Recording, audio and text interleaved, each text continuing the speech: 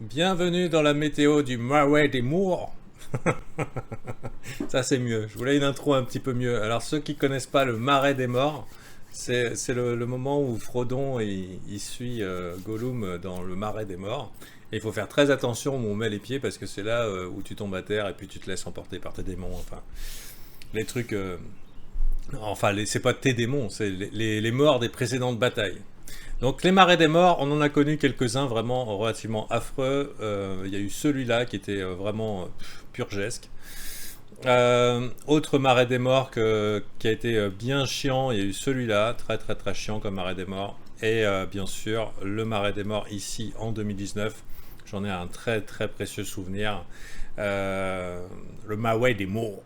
C'était la première fois que j'ai identifié. Alors pourquoi je dis ça? Aujourd'hui, j'ai pas grand chose à dire dans le Bitcoin parce qu'on est dans le marais des morts. Donc le marais des morts, c'est cet endroit un petit peu chaotique où on n'a pas trop forcément envie de mettre les pieds et on pourrait griller facilement son capital alors que le marché, c'est pas trop où il va. Pourquoi je vous en parle? Je vous en parle parce que j'utilise dans mon trading et ça peut vous inspirer, donc une manière de vous apporter de la valeur aujourd'hui.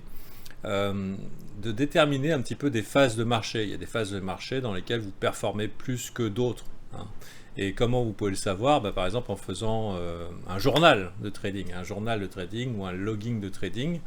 Donc ça c'est assez connu qu'il faut faire un journal de trading, mais ce qui n'est pas forcément connu, c'est de caractériser le type de marché dans lequel vous êtes. Alors, par exemple, le mec il dit ouais mais je suis champion du trading, j'ai ma stratégie et tout, mais en fait le gars ne gagne qu'en bull market. S'il avait fait un petit peu cette méthodologie, il saurait quand il faudrait qu'il range sa poudre. Ça veut dire dans les moments où en fait il ne doit pas agir parce que sa stratégie ne fonctionne qu'en bull market, comme certains ne sont bons qu'en shop market, quand ça découpe, et il y en a qui sont meilleurs qu'en range market. Alors quand on trade le Bitcoin en général, on préfère quand c'est en tendance, c'est là où la direction est claire. Et on peut déployer des stratégies telles que buy the dip et toute stratégie de suivi de tendance. Donc pour l'instant, personnellement dans le logging, je recommande à mes VIP de noter dans le type de trade le type de marché dans lequel ils ont l'impression d'être. Alors personnellement, j'en ai plein que j'ai caractérisés avec des noms très très visuels. Par exemple, le saignement de nez. Ouais. Quand ça coule et puis tu meurs pas tout de suite mais tu sais que tu as que quelques litres avant de crever quoi. Bon par exemple quand le marché est en mode saignement de nez, donc down only par exemple, j'ai déjà moi personnellement des statistiques sur mes résultats et je sais si je dois agir ou pas. Et pourquoi c'est important? C'est parce que quand on débute, on a très peu d'expérience sur le marché, on a des stratégies qui gagnent,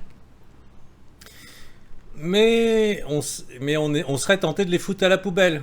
Alors que c'est juste la phase de marché qui ne correspond pas. Donc si d'un coup vous vous dites putain c'est vrai que c'est pas con de faire un trading journal, déjà premier bon point pour vous, vous avez commencé à éventuellement évaluer vos résultats, mais n'oubliez pas la petite case dans quelle phase de marché vous êtes là, parce que c'est comme des atouts, il y a des moments où il faut sortir telle ou telle stratégie sans forcément jeter certaines qui ne marchent plus à la poubelle, c'est simplement qu'elles ne correspondent plus à la phase de marché. Donc c'est tout ce que j'ai un petit peu à vous dire sur le marais des mots. Le marais des mots. Le marais des morts. Je sais pas. Je sais pas d'où Gollum a pris un accent d'esclave de Louisiane dans les années 1900, mais enfin ou avant, mais en tout cas c'est le marais des mots. Et actuellement je fais rien sur le marché. Je dirais que j'ai davantage envie de commencer à construire des petites positions de swing trading sous les 46 000. Voilà, donc commencer à accumuler du Bitcoin dans la partie basse du range. Donc je voulais vous faire aussi remarquer, donc ouais, j'ai pas grand chose à dire sur le Bitcoin pour l'instant, rangy. Si vous comprenez pas ma voix des mots, c'est range. À noter que mercredi, il y aura beaucoup d'événements au niveau de l'inflation, politique monétaire, enfin Jérôme Powell. Ça va se passer là c'est vos horaires, je vous ai mis à vos horaires, donc à 8h du soir, il devrait y avoir de l'animation. Donc mercredi, ça pourrait être très animé. Sachez que en général, il vaut mieux pas avoir des positions à levier pendant comment ça s'appelle, cette période, parce que c'est en général des pics de volatilité. Ça peut se trade, hein, justement, si vous savez que c'est des pics de volatilité, mais ne levez pas les bras en l'air si, par exemple, vous êtes du bon côté du trade, hein, coup de bol, parce que ça peut être up ou down. Ne levez pas tout de suite les bras en l'air, parce que souvent, c'est temporaire. C'est soit que ça dure 1 heure, soit ça dure une journée, pour ensuite reverse le lendemain. Donc voilà, donc 2 informations que vous pouvez noter dans les choses que vous avez appris aujourd'hui, puisque vous voyez que je mets l'accent aujourd'hui non pas sur ce que fait le Bitcoin, mais sur quelle est la méthodologie que vous pouvez adopter pour survivre, hein, sur le long terme. Donc un journal, où c'est qu'est-ce que j'apprends et quel type de marché, est-ce que mes stratégies fonctionnent dessus. Donc voilà, c'est ma manière de me rendre utile aujourd'hui pour vous. À noter que ce matin, le CME Gap a été partiellement bouché, ou en tout cas symboliquement bouché avec une mèche. Donc c'était à prévoir. Les mouvements de week-end qui sont annulés.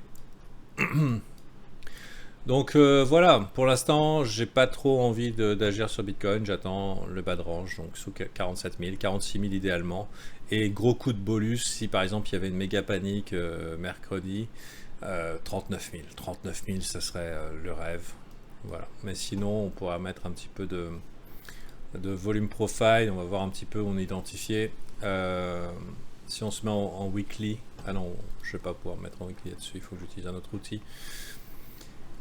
Si on se met en session, globalement ici beaucoup de volume sur le top, donc c'est globalement notre point haut, ici beaucoup de volume, beaucoup de volume, beaucoup de volume, donc ça c'est globalement notre résistance.